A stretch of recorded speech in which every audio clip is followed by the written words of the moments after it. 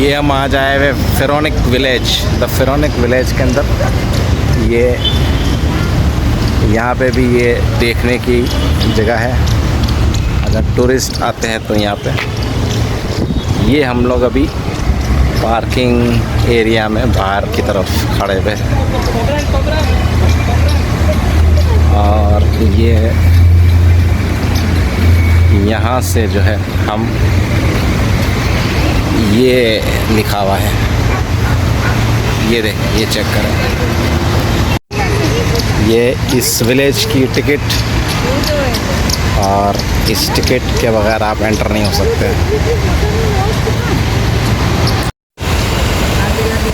ये काफ़ी खूबसूरत बाहर से ये एंट्रेंस है यहाँ पे, और ये है इनका ट्रेडिशन,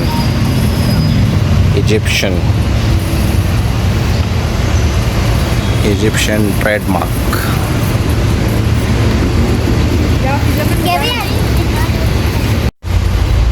ये यहाँ पे भी एक दूसरी डमी रखी हुई है।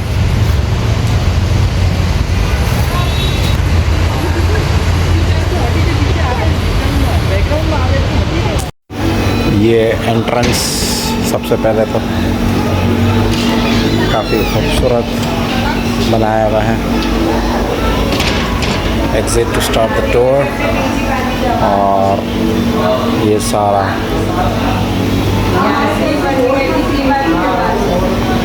ये चॉकलेट्स वगैरह के काउंटर है।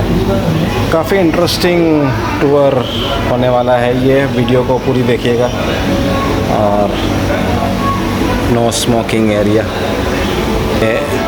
एक्वेरियम भी रखा हुआ है यहाँ पे, फिश। यहाँ ये रेस्टोरेंट में ये ग्लासेस पड़े हुए हैं यहाँ पे, और बहुत ही यूनिक स्टाइल के अंदर इन्होंने सारी चीज़ें सेटिंग की हुई। और ये देखिए, ये सारा, और इसी तरह ये सामने भी, ये 5 जगह हैं, हर एक जगह के अलग अलग ticket.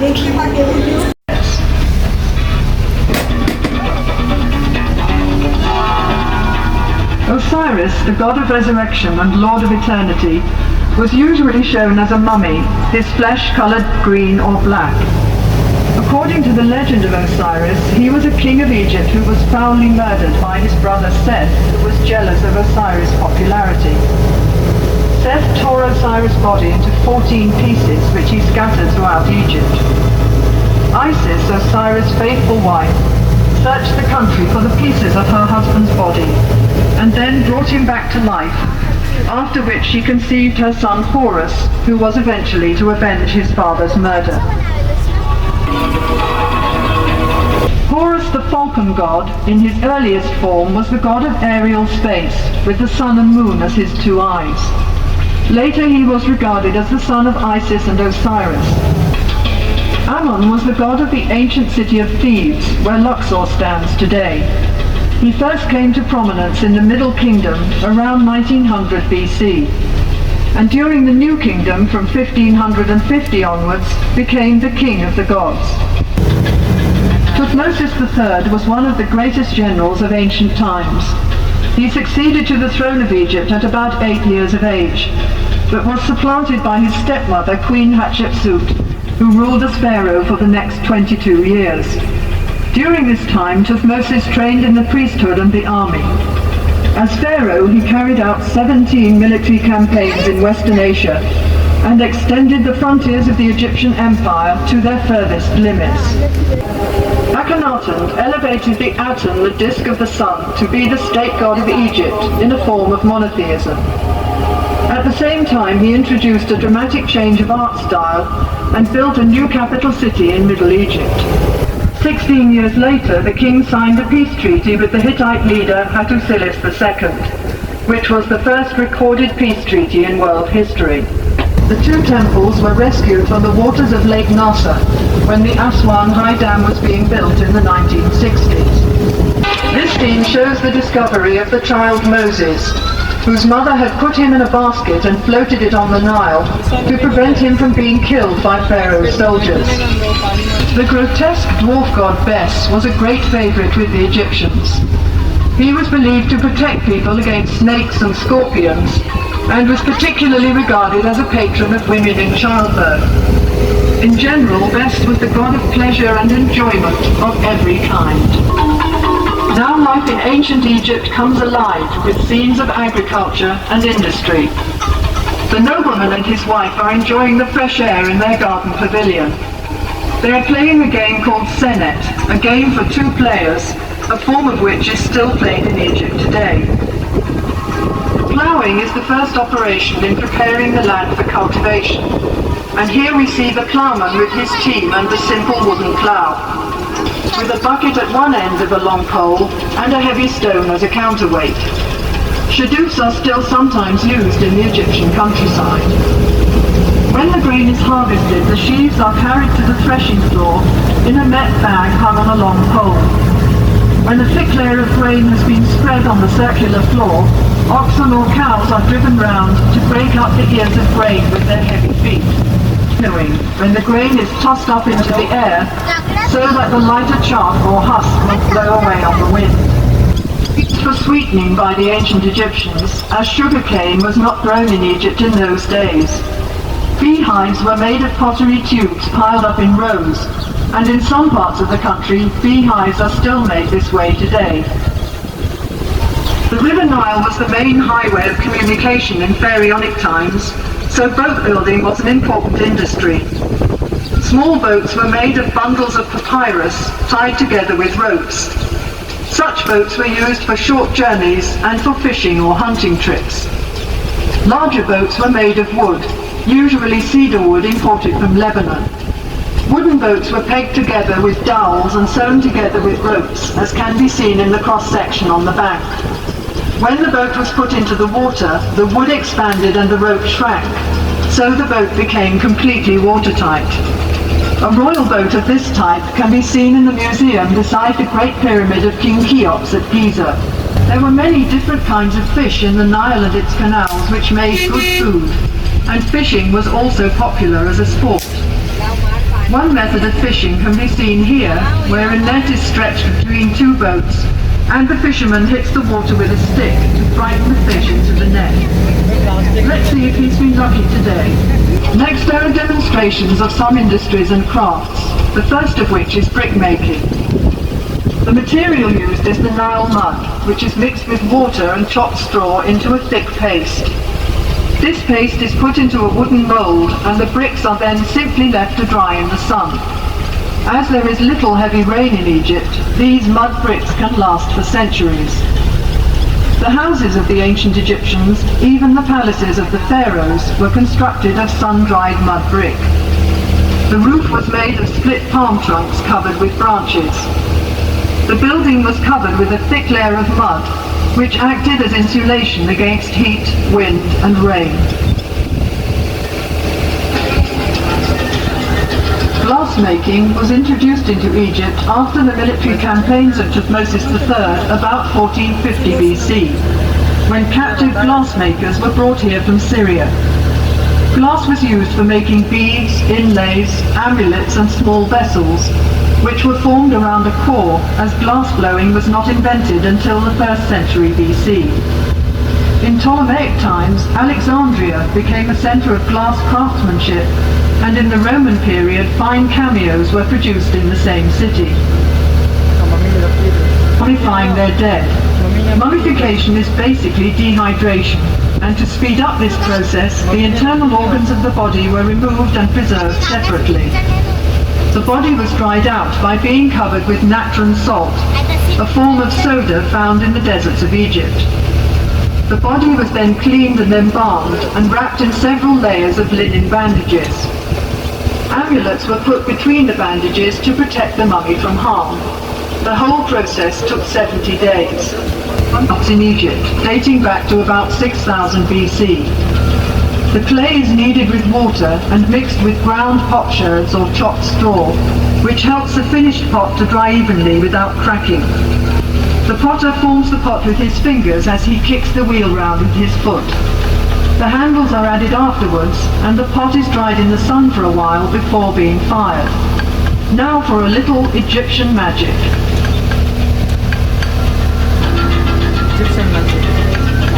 This scene shows the different stages in decorating a stone wall. First of all, the surface is levelled, then smoothed and polished with a piece of hard stone. Grid lines are marked in red on the prepared surface to ensure accurate enlargements of the original drawings. The artist copies the outline onto the wall, working from the sketch made by the chief artist on a small slab of stone or a piece of papyrus. Then the sculptor carves the design in relief with his mallet and chisel. Finally, the details would be painted in colour to make the picture look as realistic as possible. Partially carved in the quarry where the stone for them was cut. First of all, the block of stone is separated from the rock face by hammering wooden wedges into holes cut in the rock. The wedges are soaked with water, and as the wood expands, the block breaks away. After the stone has been smoothed and polished, the profile of the work is outlined on one side, and then the sculptor carves out the figure, rounding it off first on the front and then on the back.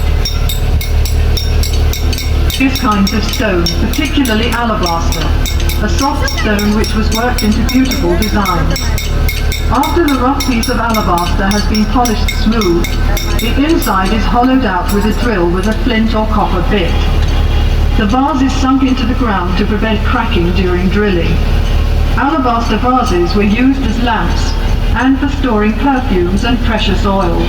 Tools of the carpenter and joiner were made of copper, wood and bronze.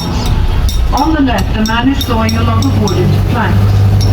Other tools used were a hammer, chisel, an adze and a bow drill for boring holes. It was important to the pharaohs that the army was well equipped at all times. Weapons included bows and arrows, swords, battle axes and spears, as well as shields and throw sticks. The horse-drawn war chariot was introduced into Egypt by the Hyksos from Western Asia around 1700 BC. Perfumes were very popular in ancient Egypt and consisted chiefly of fragrant oils and fats. The juice is extracted from sweet-smelling flowers in a bag of heavy canvas, the ends of which are twisted in opposite directions with wooden bars. This scented extract is then mixed with oil or fat as a base. Linen made from the flax plant was used by the Egyptians for clothing and many other purposes. Bundles of flax stalks are pulled through a large wooden comb to remove the tops and leaves. The stalks are soaked in water for a few days to soften them, and then beaten with a wooden mallet. They are then pulled through a smaller comb to separate the fibres from the outer woody covering, and the good fibres are picked out and spun into thread on a spindle. The fine linen thread is then woven into cloth on a loom. The earliest looms in Egypt were horizontal, and the upright loom was brought to this country by the Hyksos. Another important industry was papyrus paper making, for which the government had the monopoly. The lowest part of the stem is the best part for paper making. The outer green rind is peeled off and the white pith is sliced into thin strips which are soaked in water. After repeated soaking, the now pliable strips are placed on a piece of cloth in two layers, one vertical and one horizontal. The surface of the sheet thus formed is then hammered with a wooden mallet to cause the fibres of the two layers to stick together. The sheet is then covered with another piece of cloth and pressed between two heavy stones for several days. During that time it also dries out in the hot sun and the piece of paper is ready for use. It was appreciated in pharaonic times, and this scene shows the method of winemaking. Bunches of ripe grapes are taken to the vat where the grapes are trodden out, and the juice extracted is poured into large pottery jars to ferment. When this process is complete, the jars are sealed with a clay seal, which is stamped with the date and the name of the vineyard where the grapes were grown. Okay, let me take you back thousands of years to take a look at the religious and social life of the ancient Egyptian. We're gonna start from the religious side, and here we have a model of a temple. At the gate of the temple, standing the high priest. He's wearing white clothes, which symbolizes purity, holding a gilded stick and has a leopard skin on his shoulder. They are a symbol of power and authority. The high priest used to be like the guard of the temple. No one is allowed to enter inside without his permission. So we can get his permission. I'm gonna teach you how to say Assalamu alaikum in the ancient Egyptian language, so the high priest can allow us to enter, okay? Okay, so I'm gonna teach you and you repeat after me. How to say Assalamu alaikum in the ancient Egyptian language. We're gonna say Hitib, Hair, Ik. Hitib, Hair, Ik means Assalamu alaikum. Comment. The hypostyle hall. The original one is located in Karnak Temple in Luxor. And the original one has around 134 columns. And now I want one of you to guess with me what is this or what it was used for. Can you guess what is this? They calculate something with it. Sorry? Calculate something. Calculate. First, the house is from limestone. It doesn't have much rooms or furniture. And the wife is a hard-working wife. She works in the house all day taking care of birds and animals. And now she is grinding wheat to make flour to bake bread. And her husband is also helping her. How? He's starting a fire for her. How we used to start a fire in the past? Here we have a wooden piece with holes in it. Inside of the holes, they used to add linseed oil and leaves. And the friction between the wooden pieces would start a fire, as we're gonna see now.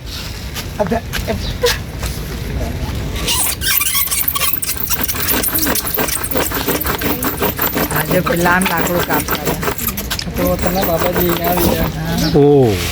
So that's how they used to start a fire. To start a real fire with linseed oil and leaves, we're gonna stand under the sun in here for 2 hours. So of course now we put like matches inside of the holes to make it faster, but like that's a secret between us. Don't tell anyone I told you. First we have their car. The nobleman used to stand behind and 2 horses would pull the car. Let's get inside of the house. And here we have the lotus flower. Lotus flower was very, very holy back in ancient Egypt, and the lotus flower opened at sunrise and closed at sunset. Okay, the lotus flower opened at sunrise and closed at sunset. So when it receives sunlight, it will open like this. When it doesn't, when it's cloudy or the sunset, it will close. All this flower will close. Before we get in, let me tell you that the wife of a nobleman was very, very spoiled back in time. If she wants to go somewhere, she wouldn't use her legs like us to walk. She has her carrying chair.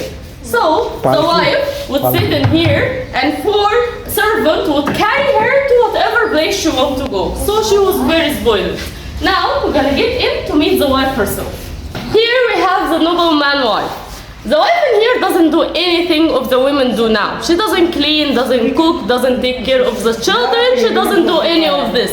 See, she sits in her room all day doing her makeup, taking care of herself, looking at her mirror. That's all she does. And if she wants to listen to music, she has a harp inside and she would call some servant who would come and play music for her. So you can see some of the house furniture. Like the chairs and the bed. And having a chair or bed from thousands of years, it means you are very, very rich, because normal people would sit on the ground. Now we're gonna get, it's just like a storage. So now we're gonna get to the backyard to see the rest of the house and the kitchen. And here we have the kitchen. And the kitchen doesn't have a ceiling. Can you guess why? Smoke came out. Exactly, yeah. So the smoke and heat can all go out. So they used to like make a cover for it and cover it. But in normal days, it would be like open like this. Stable for animals. Then it was like a storage for wheat and grains. and they used it in a very smart way. So, first in, first out. The first thing they store go from the hole at the top in here. It would fall down and be the first thing they use from here, from down. So the first things they store go from here. And when they use it, they take it from here. So when you store, you keep add from the top. It would add up from here. And when you come to use, you take the first things that entered the silo. So first in, first out. ये एक यहाँ पे garden भी है। आपका tour ख़त्म होने के बाद आप यहाँ पे रेस्ट भी ले सकते हैं। काफ़ी लॉन्ग टूर होता है यहाँ पे, और जिस तरह से टूर गाइड जिस समझा रही थी एक एक चीज़, वो उसके बाद फिर आप बैठ के थोड़ा सा रेस्ट भी ले सकते हैं।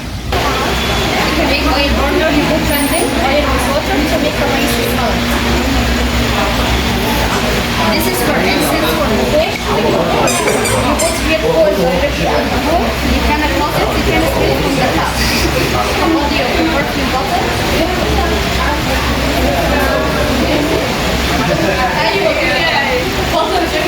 It's a glass when you can grow flower. This is also here you can write your name.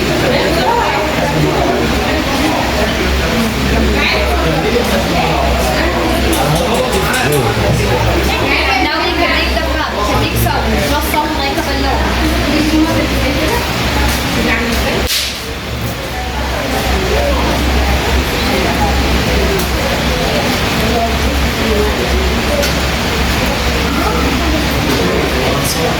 And this is the final shape.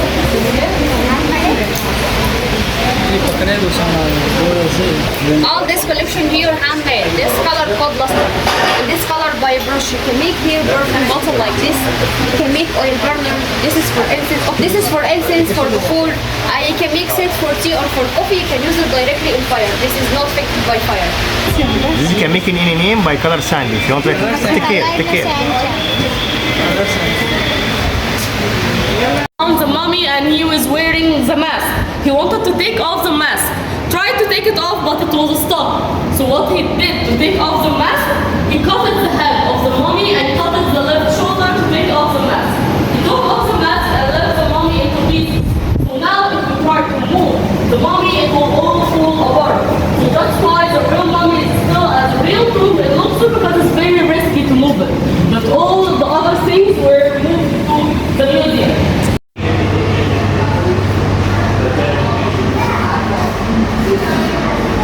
ये सारा एक म्यूज़ियम नुमा यहाँ पे मौजूद है। एंशिएंट इजिप्ट जिसे कह सकते हैं। ये सारी चीज़ें किस तरह से इनकी बिल्डिंग है, किस तरह से ये है, और इनका बहुत ही मशहूर ये रिवर, और ये सारा जो है वो सब जो है उन्होंने एक म्यूज़ियम की शक्ल दी है, और सारा जो है वो म्यूज़ियम के अंदर महफूज किया हुआ है। एंशिएंट इजिप्ट हम जिसे कह सकते हैं।